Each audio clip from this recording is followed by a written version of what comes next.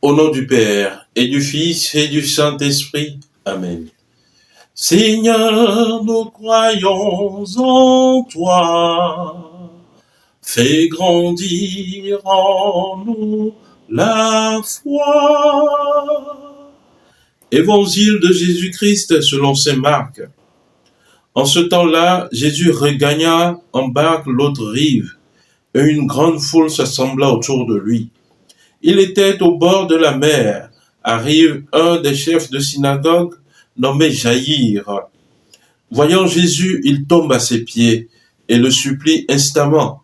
Ma fille, encore si jeune, est à la dernière extrémité.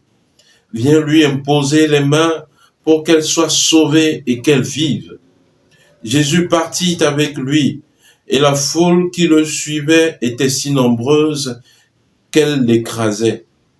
Or, une femme qui avait des pertes de sang depuis 12 ans, elle avait beaucoup souffert du traitement de nombreux médecins et elle avait dépensé tous ses biens sans avoir la moindre amélioration. Au contraire, son état avait plutôt empiré. Cette femme donc, ayant appris ce qu'on disait de Jésus, vint par derrière dans la foule et toucha son vêtement. Elle se disait, en effet, si je parviens à toucher seulement son vêtement, je serai sauvée.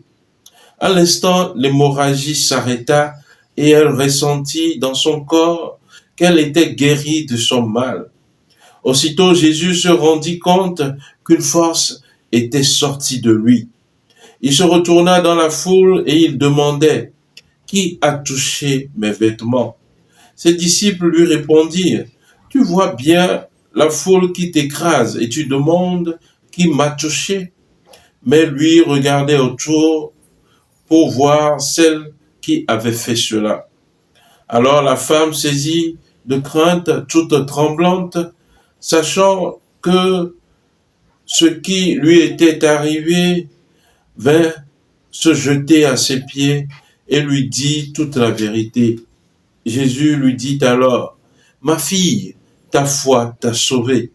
Va en paix et sois guérie de ton mal. » Comme il parlait encore, des gens arrivent de la maison de Jaïr, le chef de synagogue, pour dire à celui-ci, « Ta fille vient de mourir.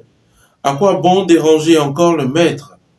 Jésus, surprenant ces mots, dit au chef de synagogue, « Ne crains pas, crois seulement. » Il ne laissa personne l'accompagner sauf Pierre, Jacques et Jean, le frère de Jacques. Ils arrivent à la maison du chef de synagogue. Jésus voit l'agitation et des gens qui pleurent et poussent de grands cris. Il entre et leur dit, « Pourquoi cette agitation et ces pleurs? L'enfant n'est pas morte, elle dort. » Mais on se moquait de lui. Alors il met tout le monde dehors, prend avec lui le père et la mère de l'enfant et ceux qui étaient avec lui. Puis il pénètre là où reposait l'enfant. Il saisit la main de l'enfant et lui dit, « Talitha koum », ce qui signifie, « Jeune fille, je te le dis, lève-toi ». Aussitôt la jeune fille se leva et se mit à marcher. Elle avait en effet 12 ans. Ils furent frappés d'une grande stupeur, et Jésus leur ordonna fermement de ne le faire savoir à personne, puis il leur dit de la faire manger. Acclamons la parole de Dieu. Louange à toi, Seigneur Jésus. Bien-aimés de Dieu, paix et joie à vous.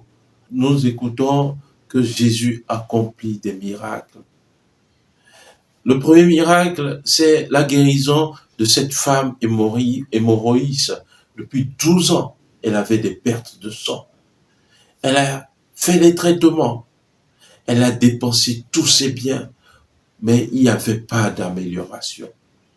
Alors cette femme, ayant entendu ce que Jésus disait, ce qu'on disait également de Jésus, cette femme, voyant Jésus qui passait, s'est dit en elle-même, « Si j'arrive à toucher son vêtement, alors je serai sauvée. » Bien-aimé, c'est cela la foi. Cette femme, malgré la foule qui écrasait Jésus, a su saisir le vêtement de Jésus. Et cela nous dit combien même les vêtements que nous portons sont empreints d'énergie. Beaucoup de miracles se sont accomplis. Saint Paul, qui par son mouchoir arrivait à obtenir des guérisons.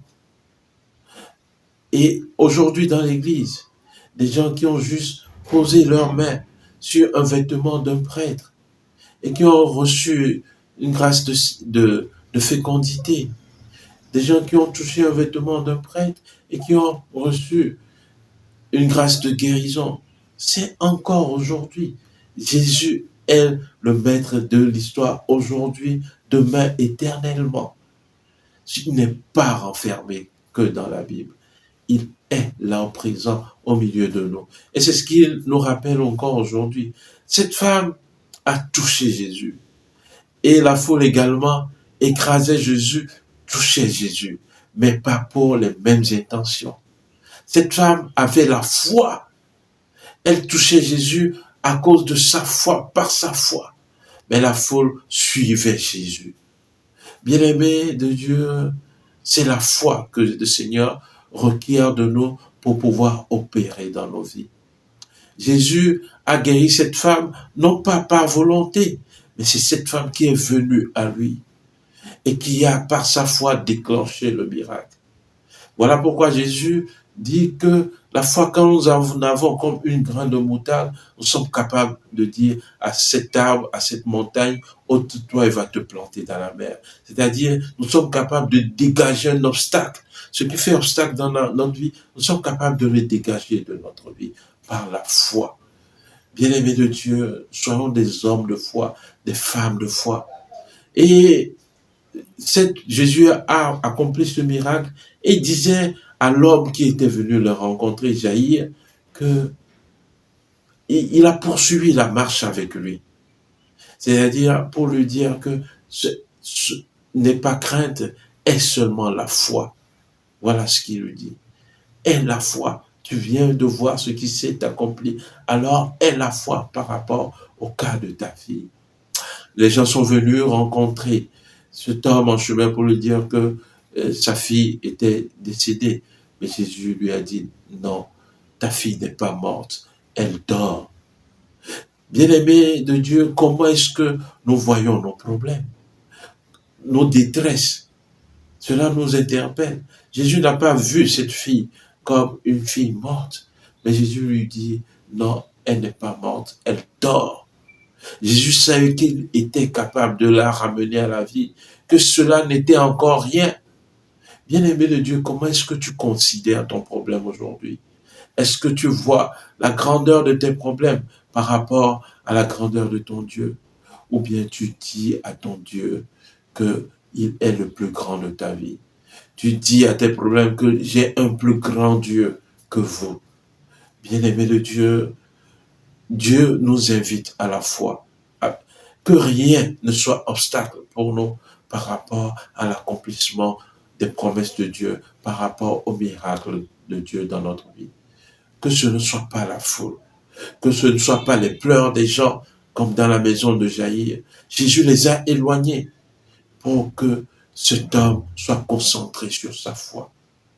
Bien-aimé de Dieu, Dieu t'invite à la foi aujourd'hui par rapport à ce que tu traverses, par rapport à ce qu'il veut accomplir dans ta vie. Bien souvent, nous croyons jusque parfois, lorsque veut s'accomplir le miracle, nous hésitons.